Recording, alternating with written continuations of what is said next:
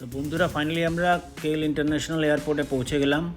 অনেকটা হাঁটতে হাঁটতে ইমিগ্রেশনের জায়গায় পৌঁছে সেখান থেকে ইমিগ্রেশন আর সিকিউরিটি চেক কমপ্লিট করে আমরা চলে গেলাম কেএল সেন্ট্রাল যাওয়ার উদ্দেশ্যে। কেএল এক্সপ্রেসের টিকিট আমরা কেটে নিলাম, 55 রিঙ্গিট করে নিল। এই যে পেছনে দেখতে পাচ্ছেন কেএল এক্সপ্রেস, এটা হচ্ছে ট্রানজিট, আর ওই যে ডান দিক যেটা দেখাচ্ছি সেটা হচ্ছে আমাদের এক্সপ্রেস, সেটা হচ্ছে নন স্টপ। তো ভেতরের অ্যাম্বিয়েন্সটা দেখুন বন্ধুরা, খুব সুন্দর, পরিষ্কার পরিচ্ছন্ন, পরিপাটি। এবং যেহেতু এক্সপ্রেসটা নন স্টপ, সেহেতু এখানে টুরিস্টও কম আর চার্জেসও খুব বেশি।